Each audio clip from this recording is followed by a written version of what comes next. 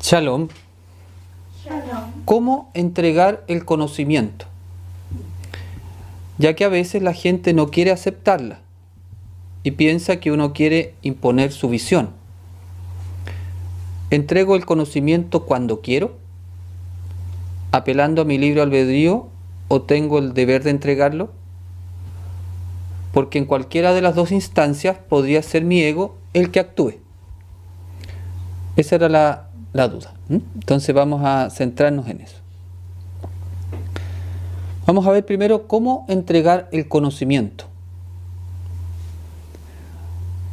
El conocimiento se entrega de dos maneras principales.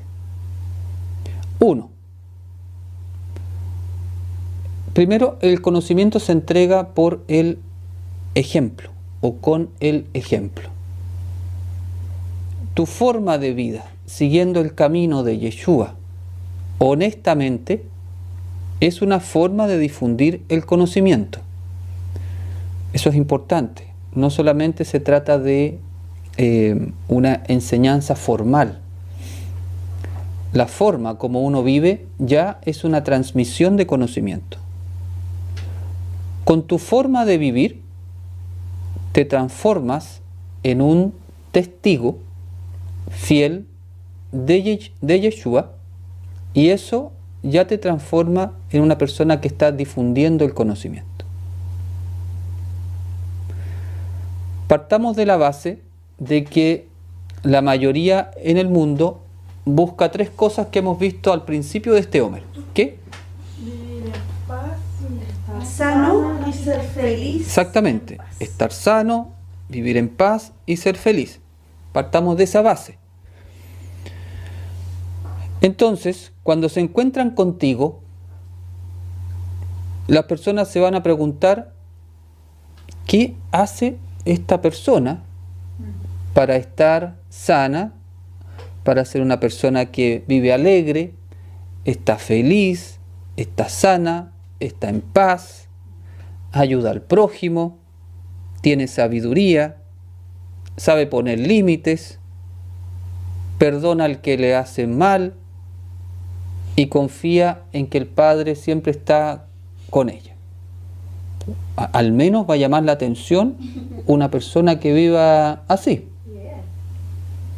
Entonces, como hay tanta gente que busca eso, tú te vas a transformar en un imán atractor.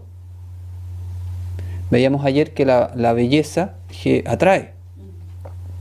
Entonces, cuando se encuentren contigo y van a encontrar todas esas virtudes en ti, porque estás siguiendo el camino honestamente, entonces la persona se va a abrir al conocimiento.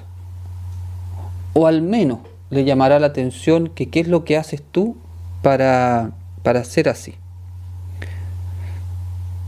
Esta es la forma más importante de transmitir el conocimiento.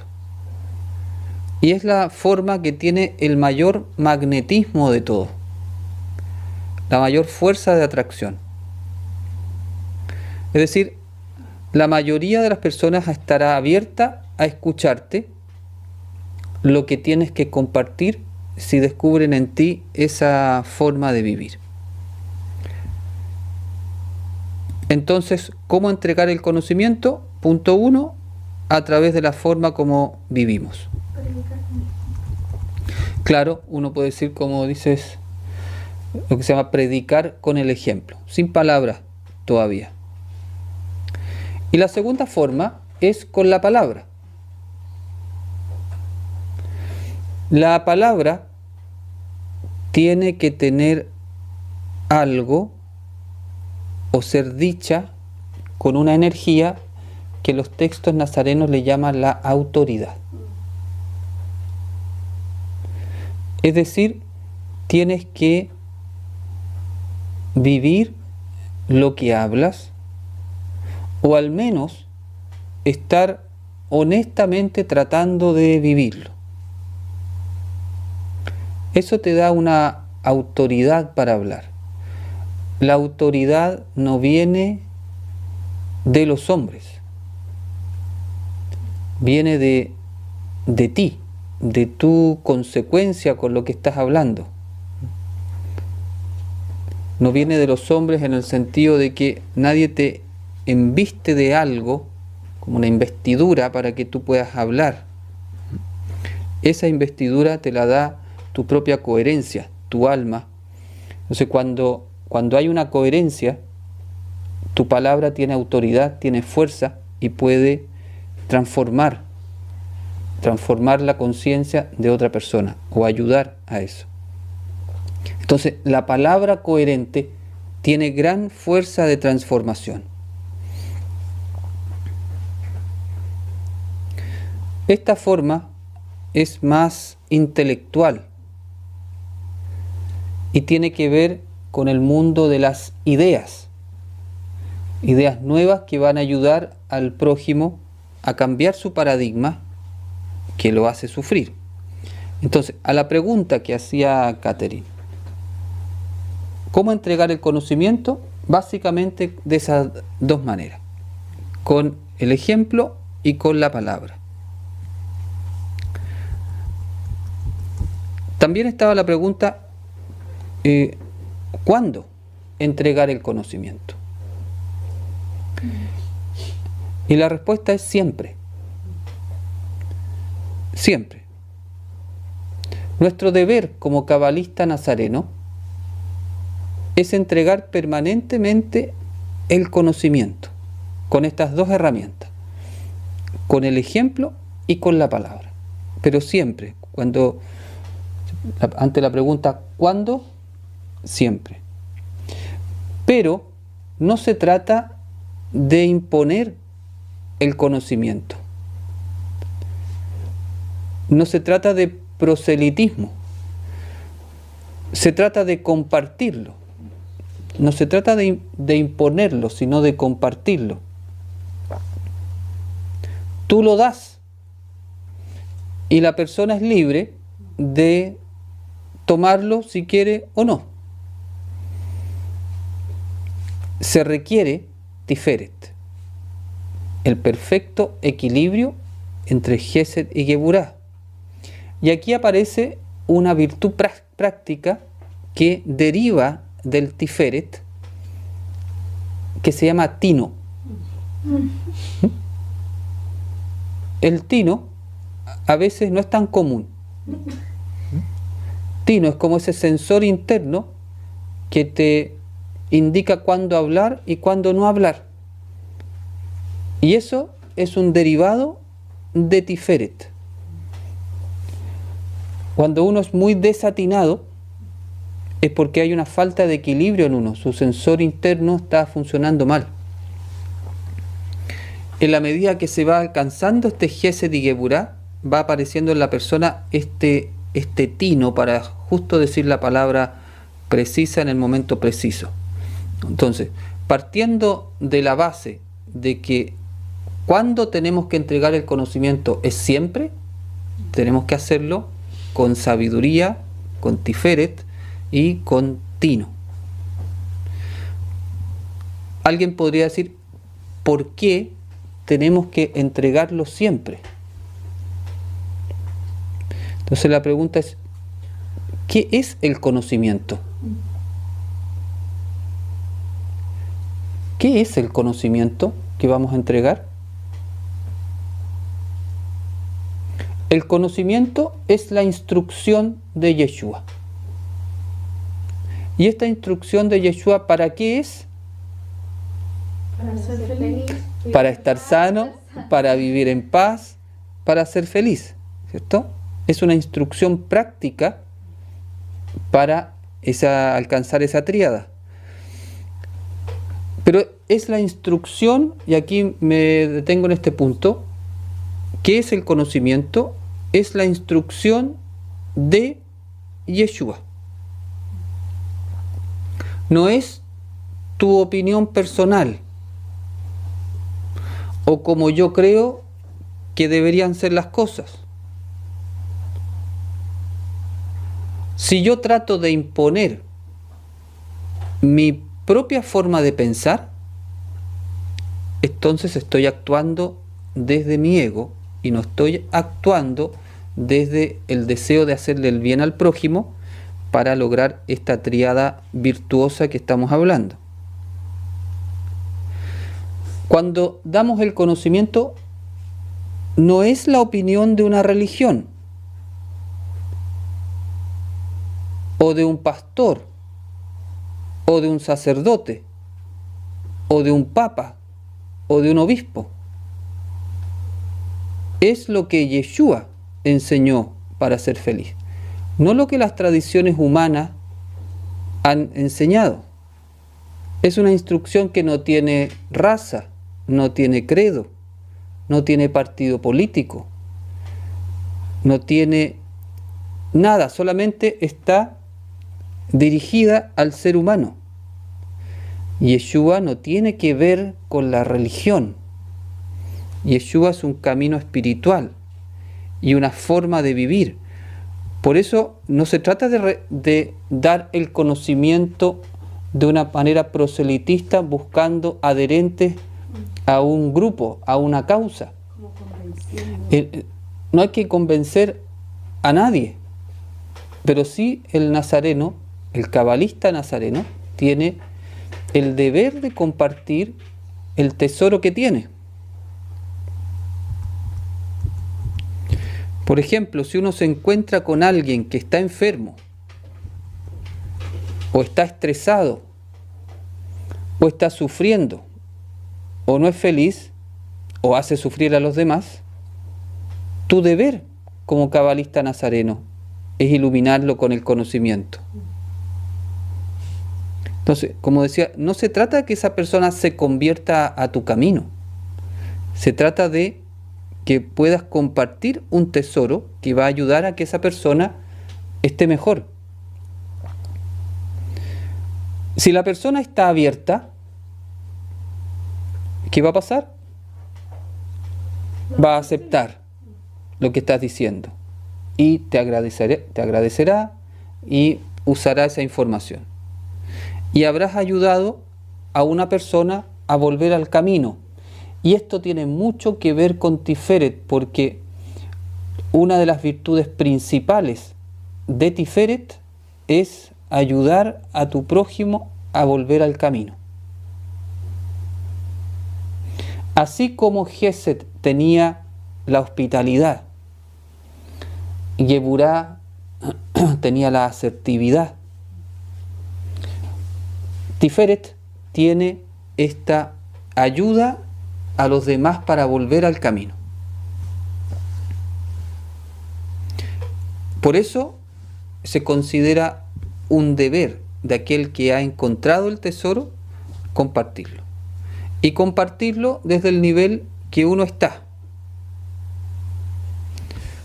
Pero si la persona a la cual le has compartido la instrucción no está abierta, es muy probable que te rechace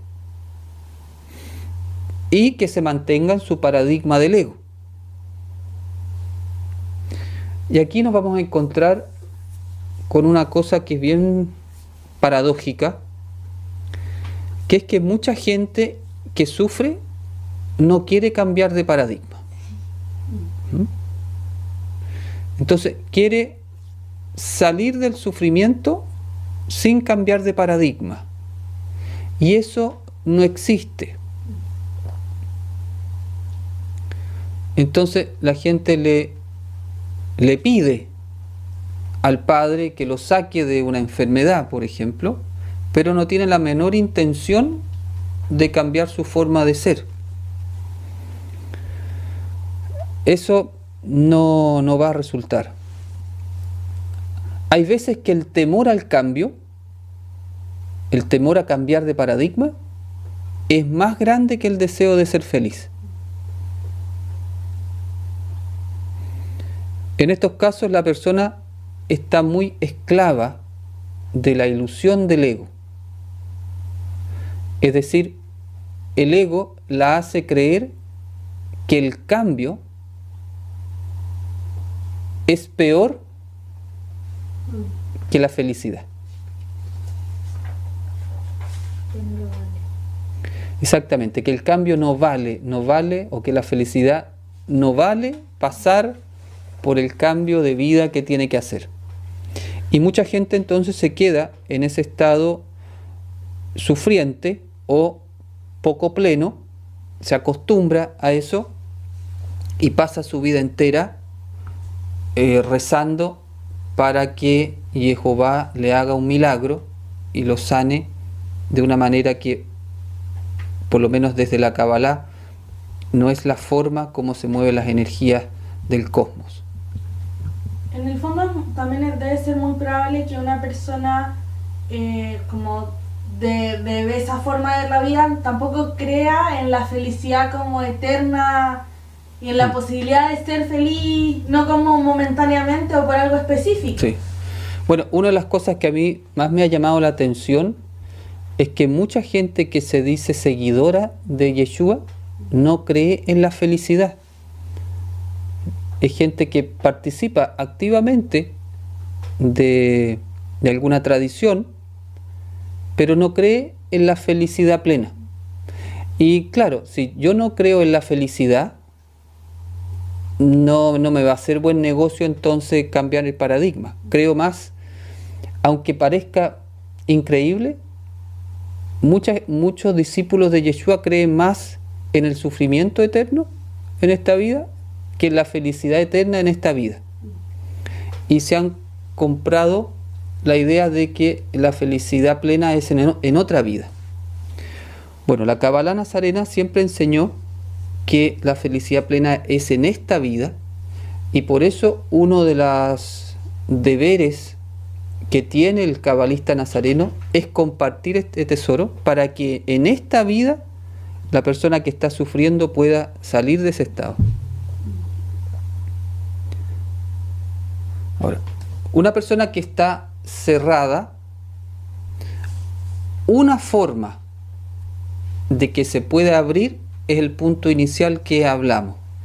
Tu forma de vida consecuente al camino es una llave importante para poder abrir la puerta a una persona que está cerrada.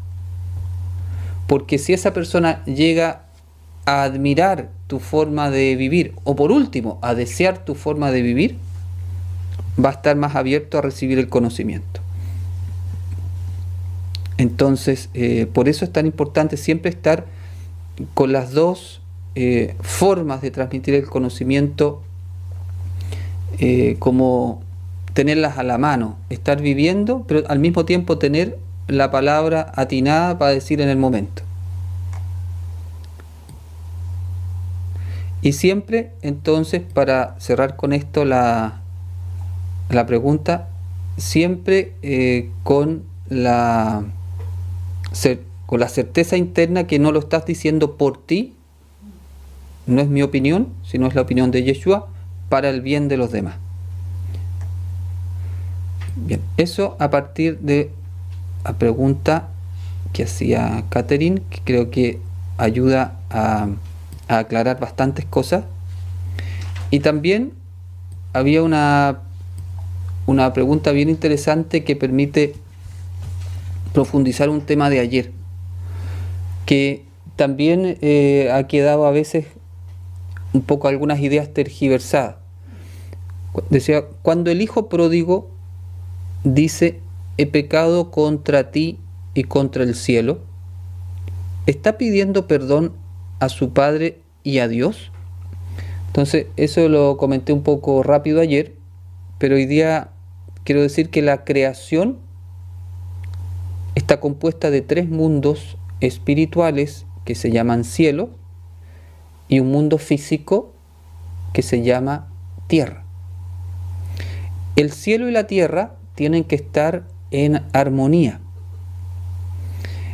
¿Quién es el que mantiene la armonía del cielo y de la tierra?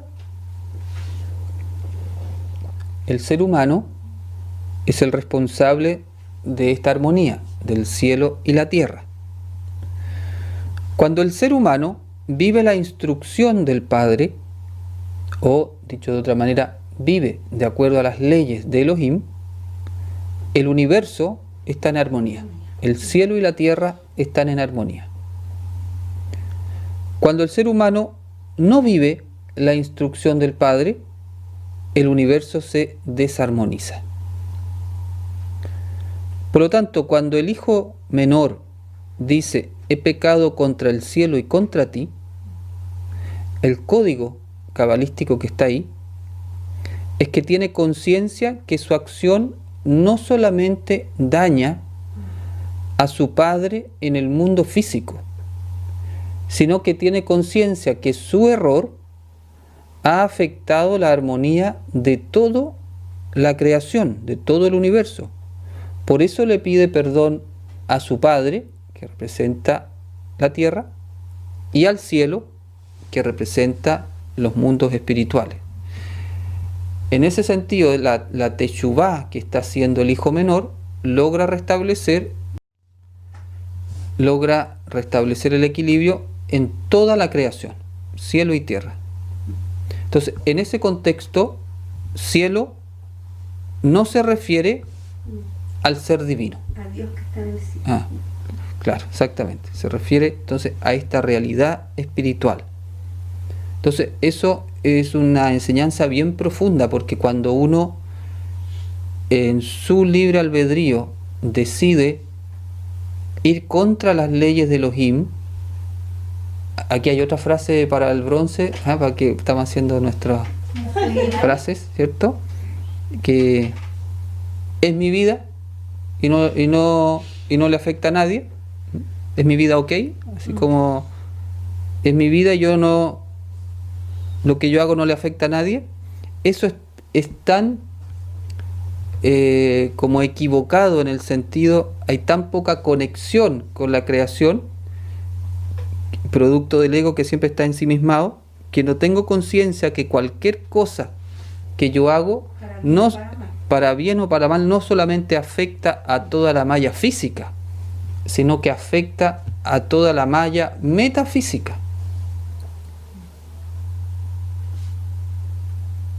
Entonces, este es el código que está ahí. Por eso, cuando hacemos nuestra teshuvá, somos conscientes y pedimos perdón a la persona física y al cielo. Al cielo son todos los mundos metafísicos. Y también había una pregunta, un comentario que me pareció muy interesante para poder reforzar la idea, que también puede ser una idea que puede perturbar mucho a veces a algunas personas. Dice, ¿cómo puede uno pedir perdón al Padre y saber que éste nos ha perdonado? ¿Y cómo lidiar con nuestras culpas? Por ejemplo, de errores pasados. Aquí me gustaría establecer una máxima cabalística, que el Padre siempre nos perdona. Siempre. El Padre hay que imaginarlo como un sol de día de verano. O sea, con una tremenda intensidad de radiación de misericordia, emanando siempre, permanentemente, la energía de perdón. El Padre siempre nos perdona. No cabe en su conciencia no perdonar. Entonces, ante la pregunta, ¿cómo saber que el Padre nos ha perdonado? Esa pregunta está nublada o está inducida por el ego. O sea, el ego es el que nos hace pensar que a lo mejor lo que hiciste fue tan malo, exacto, a lo mejor el Padre no te va a perdonar. Eso no existe en el mundo cabalístico, no existe. El Padre siempre te está dando el perdón. Entonces, si siempre está dando el perdón, ¿por qué uno puede sentir que no está perdonado?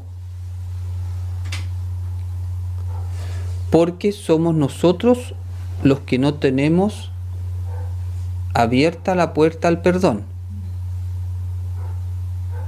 Somos nosotros los que tenemos que abrirnos al perdón.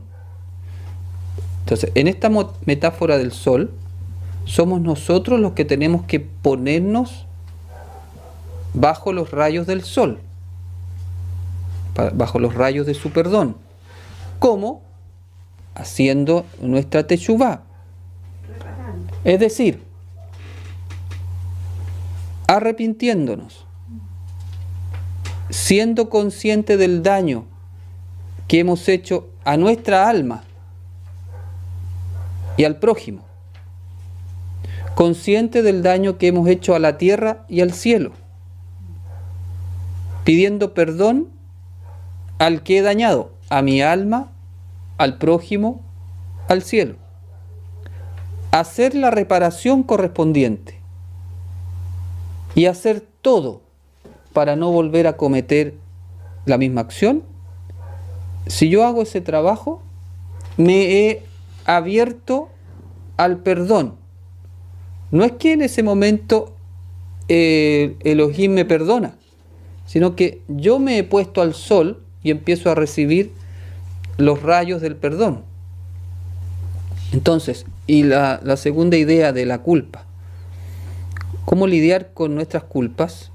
Por ejemplo, errores pasados. Hay que saber que la teshuvá, hecha correctamente con estos pasos, elimina para siempre la culpa por los errores pasados. ¿Por qué? Porque la culpa solamente puede existir en el corazón de aquel que no recibe los rayos del perdón. Entonces, si por acción del ego yo no me pongo al sol, voy a tener en mi mente la sensación de que no estoy perdonado y va a permanecer la culpa. Pero en cuanto tú haces tu teshuvá, y esto es igual, me pongo al sol, se derrite como nieve al sol la culpa, se elimina, desaparece para siempre. La sensación de no ser perdonado y tener culpa está indicando entonces que la teshuvá no se realizó correctamente. Algo pasó. Pues el perdón divino siempre está fluyendo hacia nosotros. Eso es muy, muy importante. Siempre confiar. Si alguien todavía tiene dudas con respecto al amor divino y a la caricatura de un Dios castigador, hay que sacársela pronto. No existe entonces un Dios castigador y no existe un Elohim que no perdone. Solamente existe un ser humano que no se coloca a recibir los rayos del perdón. Ahora, esto por supuesto, como es Gesed y Geburah, porque en el Tiferet divino, él te dice, yo te estoy dando con mi Gesed del perdón permanentemente, pero tú tienes que hacer tu parte. Y entonces ahí está la Geburah. Me detengo acá con estas reflexiones. No sé si hay preguntas para hoy. ¿Qué puedo hacer si tengo la intención de perdonar, pero de verdad no puedo? Creo haber perdonado, pero cuando sé algo o me pasa algo relacionado con esa persona, se vuelve a abrir la herida. ¿Qué debo hacer? ¿Qué podría meditar exactamente? ¿Cuándo sé exactamente que he perdonado? Hay que sacarse de la cabeza que uno no puede. Mientras uno tenga en su mente el pensamiento de que no puede perdonar, no va a perdonar nunca. Porque el decir o el pensar que uno no puede perdonar es una mentira. Entonces ya uno está en una situación falsa, no está en la verdad. Y como dice mi maestro, donde no hay verdad, no está Yeshua. Donde no hay verdad, no está Yeshua. Y ahí hay una mentira. Si uno dice no puedo perdonar, está en la mentira. Y sabemos quién es el padre de la mentira, ¿cierto? El ego, el Satán, es el padre de la mentira. Por lo tanto, lo primero que habría que hacer en ese caso es cambiar, reprogramar la mente. Hay que poner en tu mente el pensamiento puedo y quiero perdonar. Para empezar, habría que partir por ahí. Hay que seguir haciendo la teshuvá. Si queda eso que ella dice, es porque esa teshuvá no se completó. Hay algo que, o el nivel de teshuvá, como decía ayer, a lo mejor se hizo en un nivel que no estaba totalmente correcto, quedó a medias. Bien, hay que hacerla de nuevo. Pero cuando se hace la teshuvá correctamente, se elimina eso. Se saca de raíz. Exactamente, se saca de raíz y se perdona de raíz. Esa es la fuerza de la teshuvá. Entonces, es muy probable que el proceso no haya concluido y es bastante factible, porque en realidad hacer ese proceso no es algo fácil. El ego no suelta fácilmente la presa, y hacer una teshuvá uno puede tener bastante resistencia. ¿Serviría como en la meditación visualizarse a uno perdonando a esa persona? Como compartiendo con esa persona. Sí, mira, me gustaría mucho ir hablando también de esto que se llama la imaginación. La imaginación es el poder de la transformación. Imaginación, visualización, observación. Por ahora le voy a llamar imaginación. En tu meditación, más que qué tienes que meditar, es cómo. Si tú meditas sin querer perdonar, mira, si tú meditas sin querer perdonar, de raíz, si meditas pensando que no puedes perdonar, ya partimos mal. Partimos mal porque tú me dices, bueno, ¿qué código medito? Es que ya partimos mal. ¿Cierto? Hay que cambiar la actitud. Y hay que ocupar la imaginación. Junto con los códigos, hay que ocupar siempre la imaginación cada vez más. Es decir, cuando estás haciendo la meditación, tú tienes que imaginar. La imaginación incluye el sentir. La imaginación es con el corazón y la mente, con el cerebro y el corazón. Tienes que ver y sentir que tú ya no tienes nada con esa persona, pero tienes que experimentarlo en tu meditación. No se trata solamente de visualizar los códigos o pasarlos por el cerebro, corazón e hígado, sino que hay que comprometer la imaginación. La imaginación es la herramienta que crea la realidad. Y entonces yo diría que hay que trabajar más eso. Trabajar las ideas que pueden haber en la mente y ocupar más la imaginación. Y tú en esa meditación te imaginas realmente que estás abrazando con todo tu corazón a esa persona y repites eso, lo repites muchas veces hasta que en la meditación tú realmente sientas que eso ya está hecho. ¿Cuándo sé exactamente que he perdonado?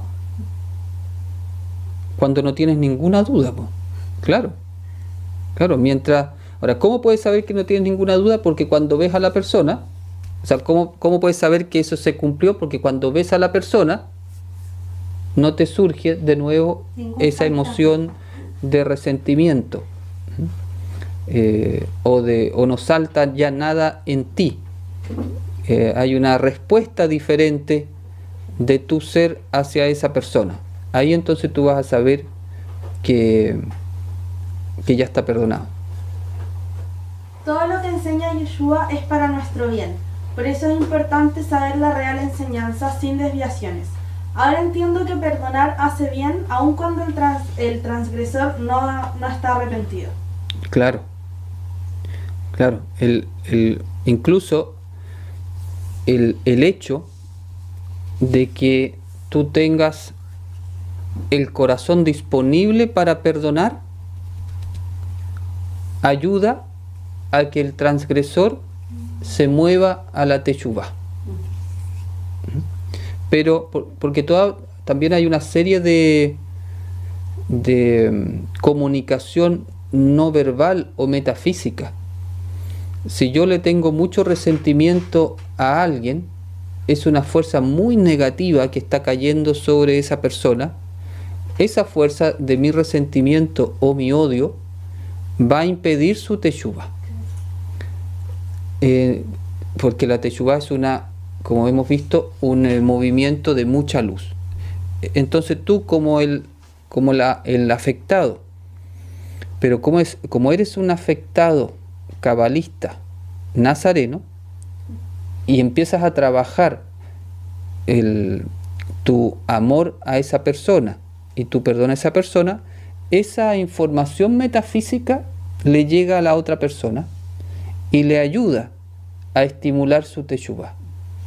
Entonces ese agresor que no tenía intención o conciencia puede empezar a tener conciencia y eventualmente pedirte perdón si se da las fuerzas de la vida ahí, y tú ya vas a estar listo para dárselo. Es decir, la teshuvá la hace tanto el que cometió el error como el afectado, pensando en que la teshuvá se refiere a pedir perdón y reparar. La teshuvá la hace el que cometió el error. Pero esa teshuvá, una parte tiene que ver con pedir perdón. Y el pedir perdón, ¿a quién es? Al afectado. Entonces, el afectado no es que esté haciendo la teshuvá, lo que está haciendo es preparar su corazón para cuando aquel que está haciendo la teshuvá venga, te pida el perdón y tú se lo des. Dijimos que una de las formas de entregar el conocimiento era a través de la palabra. Y había que vivir lo que se hablaba o estar honestamente tratando de vivirlo. Si una persona tiene la decisión honesta de empezar a vivir eso, da lo mismo que anteriormente haya transgredido una de las leyes y hablar específicamente de eso. Por ejemplo, yo estaba muy peleada con mi mamá y hablaba mal de mi mamá y no la perdonaba. Y en el momento que yo tomo la decisión de perdonarla, como da lo mismo como yo antes vivía, una vez que ya tomé la decisión de vivir de la forma del camino. Claro. Da lo mismo, porque tu teshuvá borra eso para atrás. En ese sentido es retroactiva. Sí, lo importante es la teshuvá es un nuevo nacimiento. Tú naces de nuevo. Y eso, entonces dejas atrás toda la forma de vida que has tenido. Por eso la teshuvá tiene que ver con un cambio de vida. Tú, dentro de los pasos que tiene este proceso, es que tú decides no volver a hacer más eso, no tener más esa actitud. Dice, y si la persona desencarna y no hizo su teshuvá, ¿qué pasa ahí? Bueno, no la hizo. Va a tener que hacerla en algún lugar, en algún momento. Por eso no es bueno irse con deudas. Es mejor tener todas las deudas saldadas antes de partir. Y como uno no sabe cuándo va a partir, no hay que acumular deudas. Esto está en unas cartas de Shaul, dice: no tengan deudas con nadie. Y no se refiere a plata. Y no solamente de dinero. Porque es cierto, la teshuvá la puedes hacer mientras estás encarnado. Entonces es un muy mal negocio. Bueno, eso lo dice Yeshua en una parte cuando dice: ponte de acuerdo con tu enemigo o con aquel que tiene una deuda mientras van por el camino. No vaya a ser, O sea, que lleguen al ¿cierto?, que se termine el tiempo y te metan en la cárcel y tengas que pagarlo todo. Entonces, parte de la espiritualidad nazarena está en no tener deudas entre nosotros, y de ningún tipo, pero en este caso, este tipo de deudas espirituales. Pregunta. ¿Por qué cuesta tanto perdonar entre hermanos? ¿Entre hermanos físicos, sanguíneos? Debe ser. Todos somos todos hermanos. No sé si yo me- Bueno, a veces por lazos kármicos hay deudas no saldadas que pueden traspasarse y resulta que tu hermano puede tener alguna relación difícil contigo, hermanos, padre, puede ser por eso, pero no es una regla en general. Eso yo creo que habría que verlo de manera bien individual. No es una regla que con los hermanos uno tenga un trabajo espiritual especialmente difícil. Uno podría decir todo lo contrario debería ser. Ahora, uno a veces pierde mucho tiempo buscando relaciones kármicas o de vidas pasadas. Por lo menos desde la Kabbalah se sugiere que uno piense de otra manera, que las personas que están contigo en la familia de ahora que uno tiene es todo lo que uno necesita para hacer su evolución, su aprendizaje, en vez de estar como a veces preguntándose ¿En qué minuto fue, no? claro, ¿En qué vida anterior? qué cosas kármicas pasadas puedan haber pasado que ahora estoy con esta persona. Más bien enfocarse en que si estoy en este presente con esta familia, es la familia que necesito para hacer el aprendizaje que necesito. Y desarrollar entonces estas energías para hacer ese aprendizaje. Y si uno se comprometió a hacer algo que finalmente no pudo hacer, ¿cómo se hace la teshuvá con esa persona? Ya no, porque la teshuvá es acá. Es acá. Por eso no tiene que ponerse el sol antes de que uno pida perdón. Todo lo que sea, voy a esperar a que hasta el último momento para pedir perdón y chuteo, eso es un muy mal negocio. Porque a eso se refiere Yeshua, que no termine el día sin haberse puesto en la buena con el que va contigo en el camino. Una vez que uno parte, ya las condiciones cambiaron. Esa alma dejó esa encarnación, está en otro proceso, y bueno, y si no le diste el perdón, malo para ti también. Esa alma actúa también en el otro lado como una suerte de acusador. Decir, oye, yo le pedí perdón y no me lo dio. Entonces eso es muy mal negocio para nuestra alma. Por eso el principio nazareno es que no se ponga el sol antes de ponerte en la buena con las deudas que tiene. Yo he escuchado a mucha gente que no perdona, decir como casi que encuentran injusto en el fondo hacerle el bien a una persona que les hizo tanto daño y que no van a perdonar como para que sufra un poco, y en el fondo no hay una conciencia de que uno se está haciendo aún más daño al no perdonar a otra persona. Bueno, una de las estrategias del ego justamente es que uno pierda la conciencia del daño que le hace a su alma.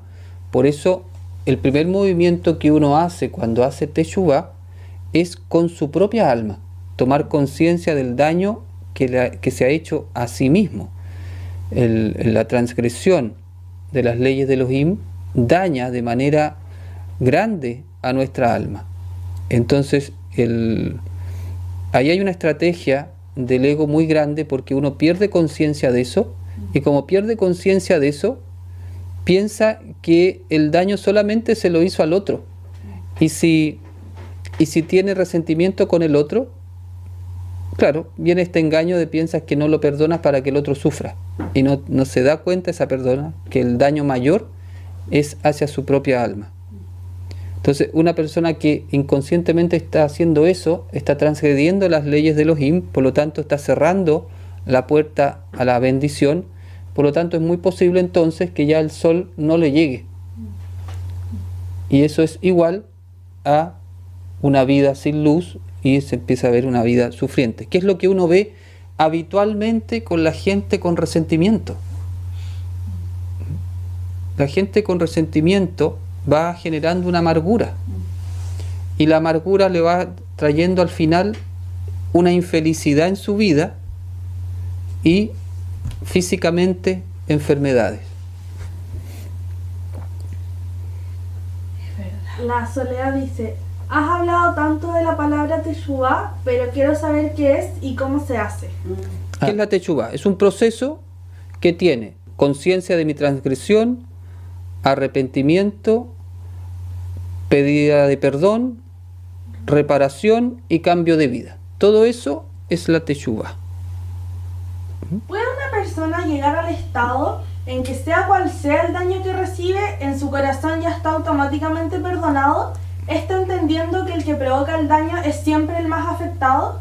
Sí, sin duda que sí. Claro, ese estado que dice Hugo, ese pertenece a la conciencia que se llama, o el nivel del alma que se llama Yehidá. Cuando una persona está en Yehidá, incluso ya en Hayá, está, bueno, los que no saben, Hayá, vuelvo atrás un poco, el alma tiene 5 niveles, hay 2 que son muy elevados, y que se llaman Hayá y Yehidá. Cuando se va llegando a esos estados, ocurre lo que dice Hugo, que una persona, sobre todo cuando está en el último nivel, que corresponde a la conciencia Mashiach o Mesías, en esa conciencia la persona entiende tanto lo que es el alma y su proceso, tiene tanto nivel de Gesed y Geburá, de compasión, de misericordia, que la persona entiende de inmediato que aquel que está haciendo el daño se está haciendo tanto daño a sí mismo, que eso lo mueve a compasión, a perdón, a misericordia. En el fondo, Yehidá, la persona funciona como un Elohim. En el fondo, en Yehidá la persona está con su árbol de la vida encendido.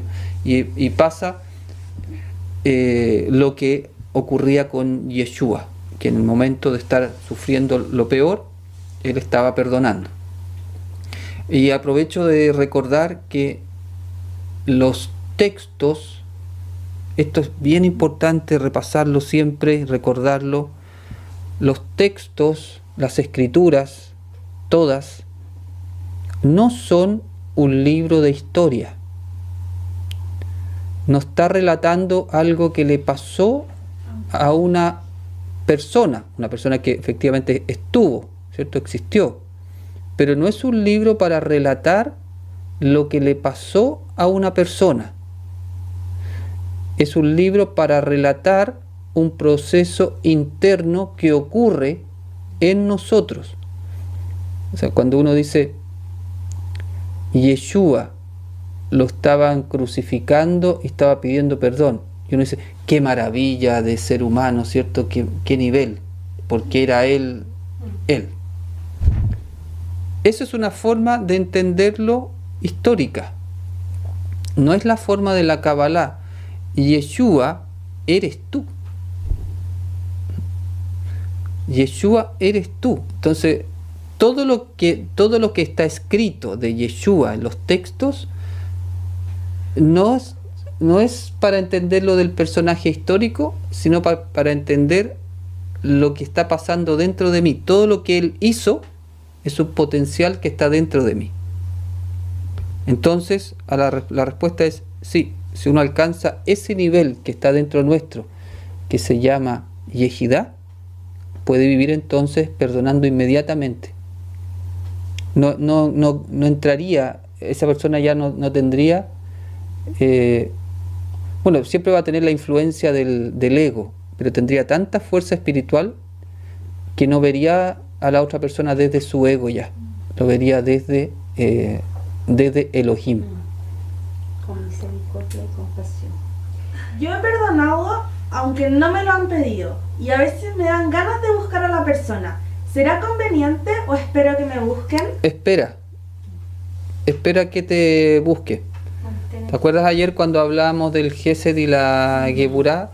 Espera que te busquen. Lo que sí puedes hacer es tener esa intención de orar por la persona, de enviarle luz y tener tu corazón abierto. Eso ya está generando las condiciones para que esa persona se acerque. Si es necesario que así ocurra, se van a encontrar y tú ya has hecho tu parte, que es tener el corazón abierto al perdón. Pero yo te sugiero que no hagas nada todavía. Claro, porque si la persona no está lista, vas a acelerar un proceso, vas a apurar un proceso que puede no ayudar a la otra persona. Es que me comprometí a hacer algo después de su muerte por querer ayudarla y no fui capaz. Ya. No me la pude. Cuando uno promete algo, genera una vasija. Y esa vasija es para llenarla de luz. Se llena de luz cuando uno cumple la promesa. Pero la vasija queda. Y si la vasija no se llena de luz porque no cumples la promesa, se llena de energía de oscuridad, energía negativa. A veces cuando alguien se está muriendo, uno promete el cielo y la tierra porque tiene tema con la muerte, para que no sufra la persona que se está yendo, porque te da pena, por una serie de cosas, por un Gesed mal entendido. Entonces, en un Gesed mal entendido, tú haces una serie de promesas, a veces abres así una vasija tremenda, haces una promesa que yo me voy a encargar de esto y de esto y de esto. Esa vasija quedó. Eso es no se hace. Yo entiendo que se hace porque la gente lo ignora, no tiene conciencia de las consecuencias que está haciendo. A lo que voy, uno no tiene conciencia de las energías que mueven el cielo. Cada promesa que uno hace, no solamente es una promesa aquí, es una promesa allá. Uno no es consciente de lo que se puede atraer cuando hace promesas y no las cumple. Entonces yo le sugiero que por muy querido que sea la persona que se está yendo, no le haga promesas por un exceso de Gesed. Solamente uno promete cuando tiene el 100%, la certeza total de que eso tú lo puedes cumplir. Entonces, ahí tú tienes un Gesed que en el deseo de ayudar no tiene la Geburá que le va a decir, oye, no, porque tú eres capaz de hacer eso que estás diciendo. No, si después vemos en el camino, ahí vemos. No, eso en el camino no se arregla la carga. Ese dicho no corre para acá. Por ahora, entonces, bueno, tomar conciencia nomás. Lo hecho está. Ahora, ¿Se pueden limpiar las cosas? Sí, se puede limpiar. Hay un día de poder que es justamente para limpiar todas las promesas que uno no cumple. Justo aquí puede ser, ¿hay alguna manera de corregir eso Sí. de prometer y no cumplir? Sí, Que nace por ignorancia. sí. Hay un día que es el primer día del séptimo mes. De aquí a todavía, o sea, de aquí, por lo menos, Pero por lo menos está la ya, por lo menos no hagamos más promesas que no vamos a cumplir. No, Por lo menos está la- ese día hay energía para eliminar todas las vasijas que se crearon por promesas falsas. Por ejemplo, sí, mañana te llamo, mañana te voy a ver, mañana hago esto, mañana. Que uno no diga, lo prometo, igual se abre una... No, cada vez que uno dice que va a hacer algo y no lo hace, es una vasija que creó. Y la vasija es para contener luz. Si tú no la llenas de... La luz se refiere a que tú cumples lo que prometiste. Si tú decís, bueno, total, no importa, ya. No lo esa dice vasija de quedó, verdad. esa vasija quedó creada. Entonces el Satán dice, una vasija. Fácil. ¿Ya? Entonces, se mete ahí. llenarse. Esa vasija está en nuestra alma. Entonces uno se va cargando de energías negativas gratis, o sea, solamente por ocupar así, no es gratis en el fondo, pero por estar hablando de más. Sí, entonces hay un día en el cual uno puede eliminar todas esas vasijas, que es el primer día del séptimo mes, haciendo la teshuvá correspondiente, que se hace en el sexto mes, y se elimina todo eso. Así que Y me se puede. imagino que cada vez que uno se compromete a algo y no lo cumple, hace cada vez más difícil cumplirlo. Porque en el fondo tal vez tengo 500 vasijas llenadas de veces Claro. que no lo hice. Sí. Entonces me va a costar más hacerlo de verdad. Exactamente, cada promesa que uno hace y no cumple es una vasija que se llenó de energía densa. Entonces, si esas son muchas, es una carga que tú andas arrastrando y que no te deja fluir bien. Así que ojo con eso. Maestro, ¿la intención de hacer algo y no hacerlo también genera una vasija?